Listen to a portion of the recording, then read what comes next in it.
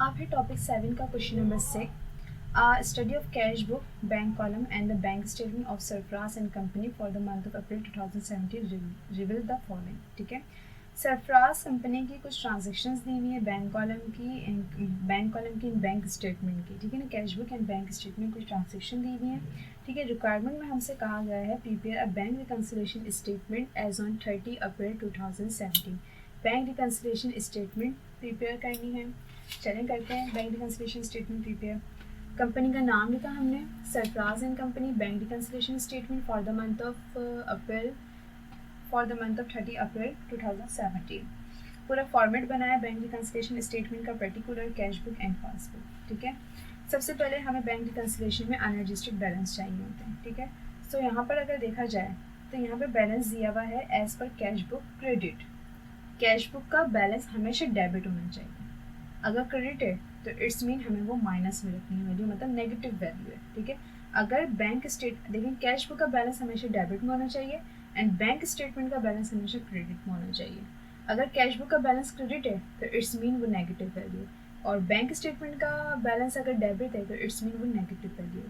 तो cash book का balance हमेशा क्रेडिट एंड बैंक स्टेटमेंट का बैलेंस हमेशा वो, कैश बुक का बैलेंस हमेशा जो है वो डेबिट होना चाहिए एंड बैंक स्टेटमेंट का बैलेंस जो है वो हमेशा क्रेडिट होना चाहिए। ठीक है, तो यहाँ पे कैश बुक का बैलेंस जो है वो क्रेडिट दिया है 6300 का, तो हमें ये बैलेंस जो है वो हमें नेगेटिव में लिखना है, माइनस में लिखना है। तो यहाँ पे बैलेंस अनएडजस्टेड और 6300 हमने माइनस में करके रखे। अगर ये डेबिट होता तो मैं एज इट इज़ वैल्यू 6300 की लिख दी थी, लेकिन क्रेडिट है तो यहाँ पे माइनस में करके रखना है। ठीक है, अब देखेंगे बैलेंस जो है बैंक स्टेटमेंट का। बैंक स्टेटमेंट का बैलेंस हमें फ्रंट पे नहीं दिया हुआ, तो हम साइड ट्रांजैक्शन छानेंगे कि भाई कहाँ है।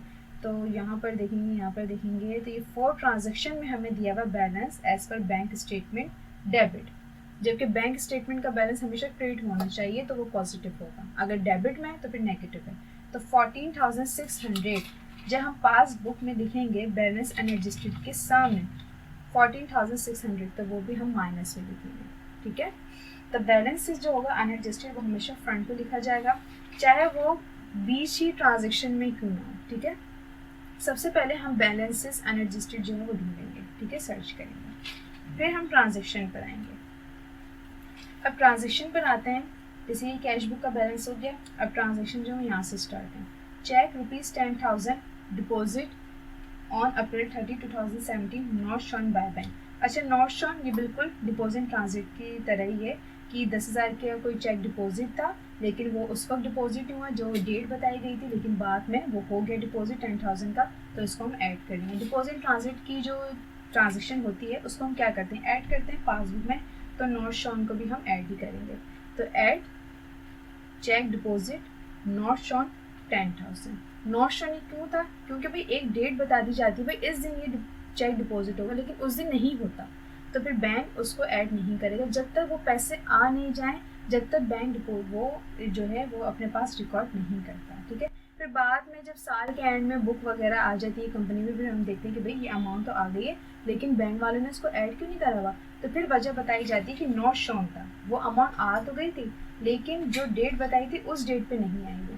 तो नेट वगैरह की प्रॉब्लम हो जाती है, जैसे कोई बंदा है, कोई पर्सन है जो कि 10,000 वगैरह जो है वो किसी के अकाउंट में ट्रांसफ़र करता है, तो उस दिन नहीं आते वो, उसके बाद आ जाए तो फिर हम उसको ऐड ही करेंगे ना, तो इसलिए नॉट शोन जो है वो ऐड होगा, और ये बिल्कुल डिपॉजिट ट्रांजिट की तरह ही है। ठीक है, तो हमने इसको पासबुक में जो है वो ऐड कर दिया 10,000 को। And then debit memo for a cheque 1,700 of mister Yasir Aziz mark NSF।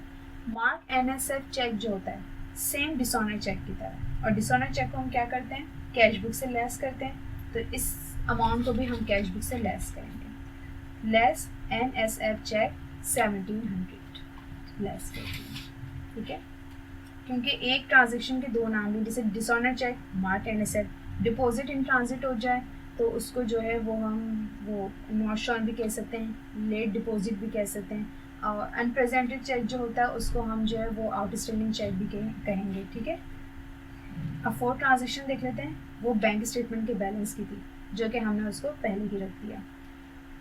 5 देख लेते हैं, cheque deposit into the bank 32,600. The bank clear only 10,000 cheque. अब देखिए एक चेक था जो कि डिपॉजिट था बैंक में 32,600 का, लेकिन बैंक ने उसको क्लियर का मतलब उसको ऐड कितनी अमाउंट से करा है, सिर्फ 10,000 से.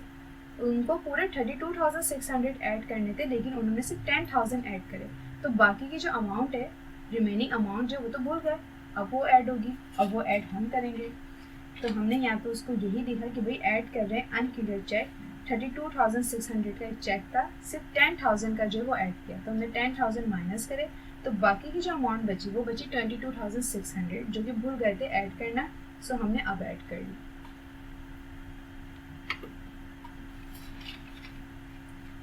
अब देखेंगे 6 transaction. Advice receive from bank that a customer mister Faizan had made direct deposit in the bank 7,200.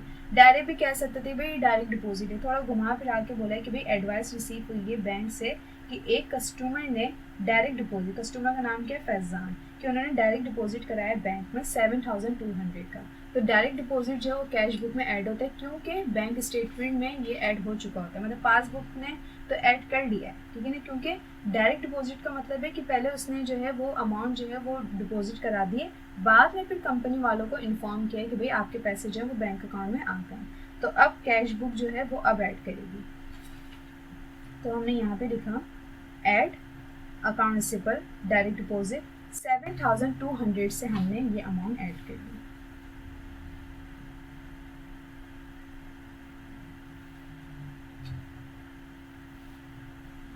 ठीक है. अब 6 के बाद जो 7 अनप्रेजेंटेड चेक 8,000. अनप्रेजेंटेड चेक हमेशा पासबुक से लेस होते हैं, बिल्कुल simple. Less unpresented cheque 8,000 less. इसके बाद लास्ट ट्रांजेक्शन है issue a cheque 1,200 for purchase of furniture. Furniture वगैरह परचेज किया है जिसके लिए 1,200 का जो चेक इशू हुआ है. Was recorded as 12,000 12,000 by company cashier. Company's cashier कौन है, जो कंपनी में एक पर्सन को बिठाया हुआ है जो सारी ट्रांजेक्शन जो है वो कंपनी में बैठ के देख रहा है. ठीक है. तो उसने क्या किया कि फर्नीचर जो है एक परचेज वगैरह हुआ तो 1,200 का चेक इशू हुआ. तो कंपनी के कैशियर ने क्या करा, 1,200 उसको लेस करने चाहिए थे ना, उसने 12,000 लेस कर दिए गलती से. कितने, ठीक है, मतलब 1,200 लेस करने थे, उसने 12,000 लेस कर दिए. ठीक है. चेक इशू जब होता है तो अमाउंट लेस करनी होती है क्योंकि पेमेंट हो गई. और यहाँ पे साफ बताया हुआ है कि फर्नीचर वगैरह परचेज हुआ है जिसके लिए चेक इशू हुआ 1,200 का. तो 1,200 जो है वो कंपनी के कैशियर जो है उन्होंने लेस करने थे 1,200 रुपये, लेकिन ज़्यादा कर दी 12,000. तो जो ज़्यादा अमाउंट लेस हो गई उसको दोबारा हम ऐड कर देंगे. और उसको दोबारा ऐड करने का क्या तरीका है कि add error in business record. यहाँ पे हमने ये वर्डिंग लिखी कि बिजनेस रिकॉर्ड में एक गलती हुई है. क्या हुई है कि 1,200 लेस करने थे, 12,000 लेस हो गए. तो 1,200 को 12,000 से जब हमने माइनस किया तो हमारे पास आया 10,800.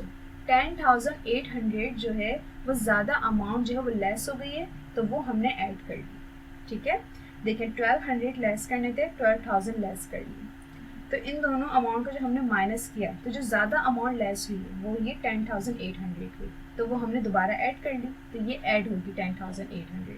ट्रांजेक्शन्स यहाँ पे कंप्लीट हो गई हैं. ठीक है. अब हम बैलेंस कर लेते हैं. अब हम सारी अमाउंट जो वो ऐड करेंगे. 6,300 देखें ये माइनस में. तो जब आप कैलकुलेटर में जब आप इसको सब ऐड और लेस कर रहे होंगे तो आप सबसे पहले 6,300 माइनस में रखेंगे, फिर 1,700 भी माइनस में रखेंगे, 7,200 जो है वो आप प्लस में रखेंगे, 10,800 आप प्लस में रखेंगे. तो आपके पास अमाउंट आएगी 10,000. फिर आप कैलकुलेटर में पासबुक की अमाउंट को टोटल करेंगे तो माइनस में करेंगे 14,600. ठीक है. 14,600 आप माइनस में रखेंगे, प्लस में रखेंगे 10,000, प्लस में रखेंगे 22,600 एंड माइनस में रखेंगे 8,000. तो आपके पास अमाउंट आएगी 10,000. ये बैलेंस हो गया एडजस्टेड क्योंकि बैलेंस सेम है. ठीक है. क्वेश्चन नंबर 6 आपका कंप्लीट हो गया है. ठीक है.